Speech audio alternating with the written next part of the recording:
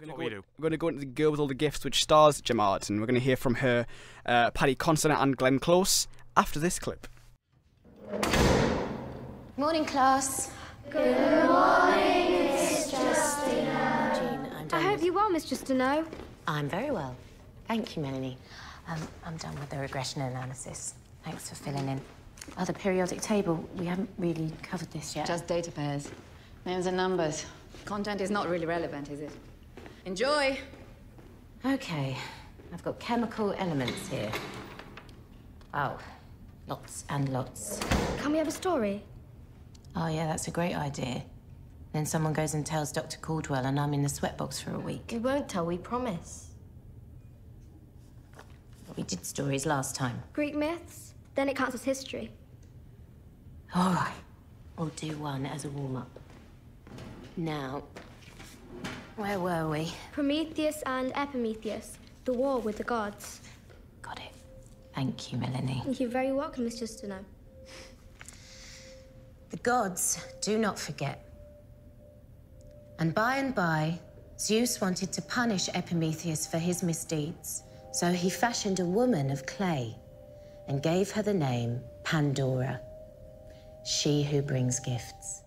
I'm not usually into zombie movies, it's not my forte, but I just got sent the script, had no idea of the premise, didn't know the book, didn't know of Mike Carey's work, and I was just completely absorbed. I think because it is set in this sort of very realistic, relatable world, you can kind of see yourself in that situation if it happened, and I could relate to Miss Justino. And yeah, and I think it opens up a huge talking subject matter about, you know, evolution and humanity, and even post-Brexit, this kind of, you know, immigration and who's got the right to be where, and, you know, I just think it's got so much more to it. And I think the zombie metaphor is used a lot because it does resonate with people. It's about humanity sort of eating itself, and this thing about immortality.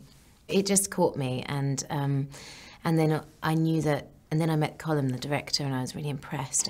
I think he's a really exciting new director that is going to do so much. It's so exciting to work with him on his first feature. I'd never really done anything like this. You know, you're always looking to try and do something different to what you've done before. But I suppose I never really had such a thing about zombie movies, or, you know, I think there's only a couple of zombie movies I actually enjoyed. But I thought the script was interesting in that it was a different sort of slant on it, in that there was a kind of, you know, an infection that's taken over people's nervous systems and taken over their kind of bodies. And a lot of the themes of the film felt to me like, you know, it spoke to me about the sort of fragility of human beings and the fact that we run this planet, so we think, but the planet will survive quite happily without our existence. I loved it immediately. Yeah. Got sent it by my agent. And by the first 5 pages, I knew that it was something that I think is special.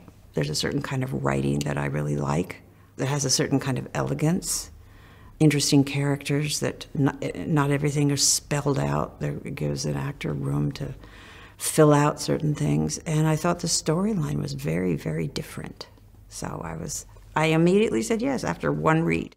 Gemma Arterton, Paddy, Considine and Glenn Close talking about The Girl with All the Gifts. It's interesting that they both, Gemma and Paddy, both speak about not being, you know, particularly fond of zombie films or interested in being in them. And you can't really blame them, can you? Because, media's been a bit obsessed with zombie films over the past sort of 10 years. Particular period, yeah, where it was very constant, a lot of them. And then sort of Walking Dead's kind of monopolised that market. It's quite odd that one's kind of come along now.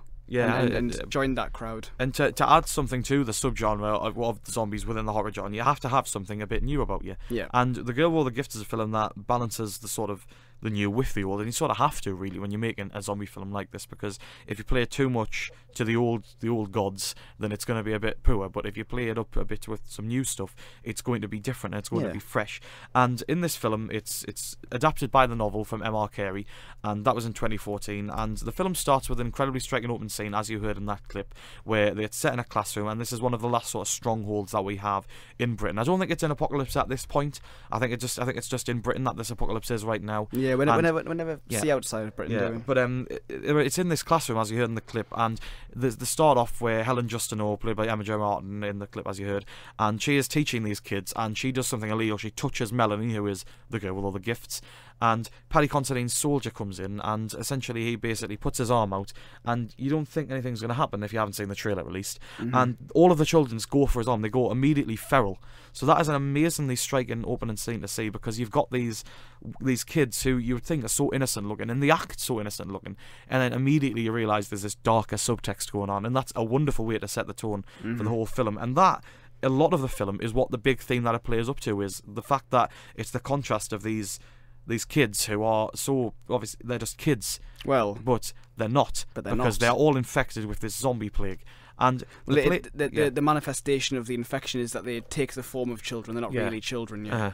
So I mean, this film does it. I mean, my immediate reaction when we left the cinema was, did I just watch The Last of Us?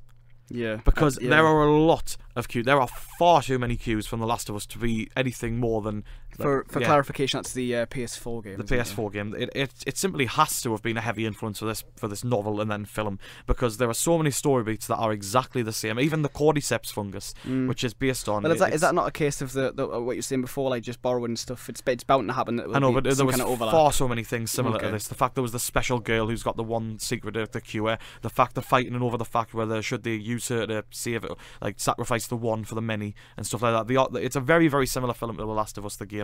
But that's not a problem at all, because there is a lot of fresh things in this film, and not least of them all is the performance by Sennia Nanua as Melanie. It's an extremely mature performance for someone so young.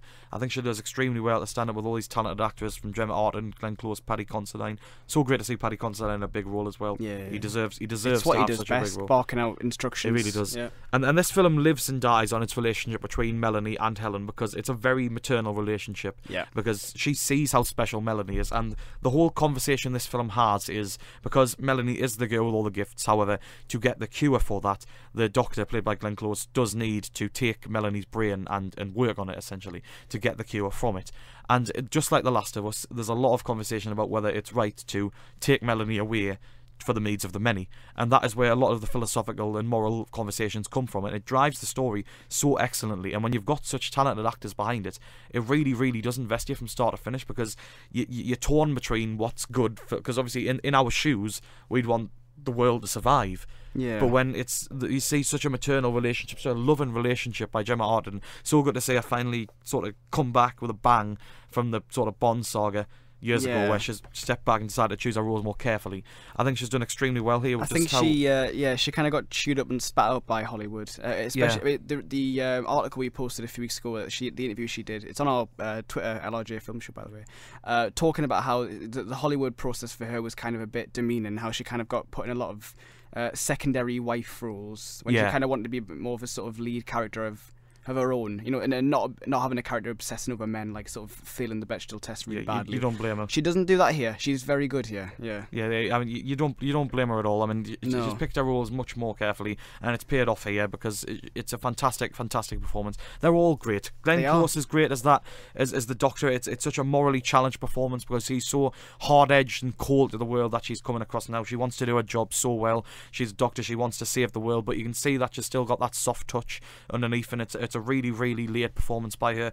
Paddy Considine has got that gruff soldier that's nailed down. They all work so well together, and it is a small cast piece, because after the opening siege at the base, when everything kicks off, they all sort of travel into London to go to Beacon, where the other base is, so they can sort of sort of save Melanie and realise why she's so special.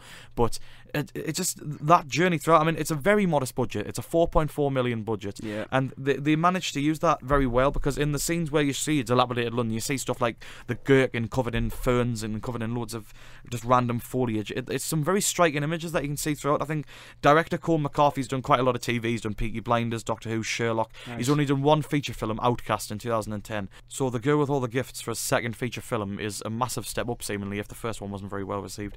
And I think that this film it manages to avoid becoming just another zombie film, because it has these conversations it wants to see. It's a proper UK genre film. There's a lot of British quirks in there. There's a lot of moments of sort of just moments that you could only see happen in a British film. I think it's very British in some of the aspects. It's like, I mean, the fact that it plays with sort of the domestic aspects a lot. I mean, Melanie in one part of the film is she's set loose in London to sort of search for food because they can't, obviously the zombies, and she just goes into the suburban houses and just plays with random things, because she's never seen half of this, because she's never been exposed to this world at large. And I think that just sums up really what the film is all about, because it's this girl who is, she's human, but she's not quite, and you're always sort of on the line of the fact that because there is a lot of conversations near the end that this ties into, and I don't really want to spoil it because of what it's going on about. But you really do get to see just the morality of the whole situation, the fact that she is in the end just a very, very small girl. It was very young and bushy-eyed, yet she's got that secret at her heart, and it really plays with the role well. And I think the moral conversation this has are fantastic, and I think that just some of the images it strikes up with the Romero things, like the zombies in the shopping mall that's standing around. It's the connections it has manages to infuse that with the original conversations it's having, manages to make it something really, really special. And I think just based on that relationship between Melanie and Gemma Arterton's character, and all the conversations it's having, and the cinematography and the score. Yeah, which I think that's for me, that's the biggest strength of the film. I agree with everything you've said, but I also think the score, and I knew going into it that it was going to be this. It's a score by Cristobal Tapia de Villa, who did Utopia. He's done some other TV stuff. It's incredible. It's phenomenal. It copies a lot of the cues and stuff from Utopia and Humans, the same sort of noises and stuff that are kind of iconic to his style. And it just makes the film what it is. I think if it wasn't there, if it was something else, it wouldn't feel right. And now that it is there, and it has that. It's almost like a character. It is. It's a constant thing through the film. That it'll just come in with this sort of noise that will remind you of Utopia, and it makes you want a Utopia film. But because that's not going to happen because it's cancelled, this is the nearest thing, and it gave me chills. It got me quite emotional. Really, the way that the memories of this Utopia reflected into this, it's kind of got similar sort of themes possibly, and I really enjoyed it. Very good. I love the whole contrast between the blooming of the new world and the death of the old world, just stuff like that. And it's classic zombie stuff, but they managed to infuse that with all the stuff that director Colm McCarthy is trying to do, and it makes it just so immensely powerful. And I think it's easily one of my films of the year, personally. We've had someone get in touch, Danielle, our flatmate. Hello, Danielle. She says, basically, I found it's one of those films that just didn't get good. It was good all the way through, but just didn't grip me. There wasn't a part that really grabbed me and made me think, wow, this is good. I know it's one of those films that had a hidden meaning or something you're supposed to understand at the end of the film, but I just found it stupid. I thought the ending completely went against the whole ideal of the rest of the film. So there you go. Mm-hmm. Ending being stupid. Thoughts? No, I think it made sense.